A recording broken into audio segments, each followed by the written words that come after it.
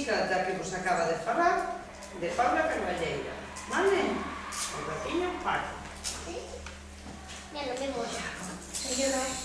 O rato da lúa chámase Paco. E gustalle moito mirar a lúa, non? Sí. Paco marchou á lúa porque lle tiñan dito que era de queixo fresco.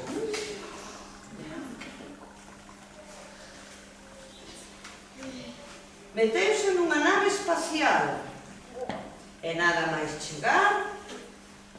Diche de la nave? Grande, verdad? Unha nave espacial. E nada máis chegar, limpou ben os dentes para telos preparados. A segunda cousa que fixo Paco foi abrir moito a boca. A ver como abrides moito a boca. E a terceira cousa que fixo Paco foi cravar os dentes na lúa.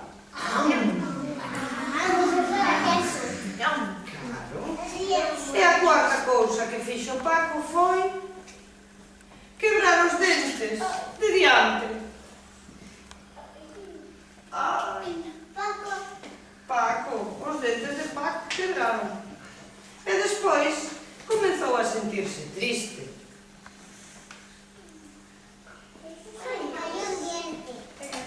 Quebrou o dente. Miraba a terra e pensaba nas montañas, nos ríos, nas árbores e no vento. Botaba de menos a terra.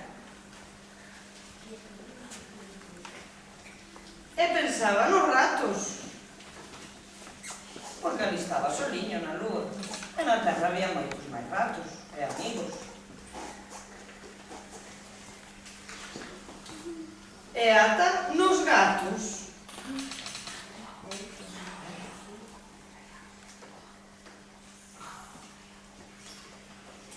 E, aínda que era valente, Paco non puido evitar unha bágoa, porque estaba triste, verdad? Non vedes a bágoa? Pobre Paco. Pero entón a lúa, cariñosa, porque estaba crecente, bambeou como a un berce. Mira como bambeaba a lúa. Estaba bambeando.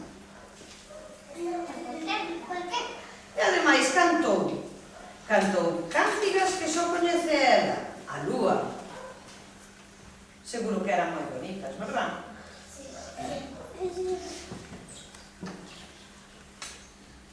As cántigas fermosísimas, cántigas que falan das estrelas, dos planetas, dos meteoritos e das galaxias. Mira cantas cousas hai no espacio e no ceo, verdad? Hai mucho planeta. Paco quedou dormido abrazado á lúa. Como lle gustaron as cántigas a Paco?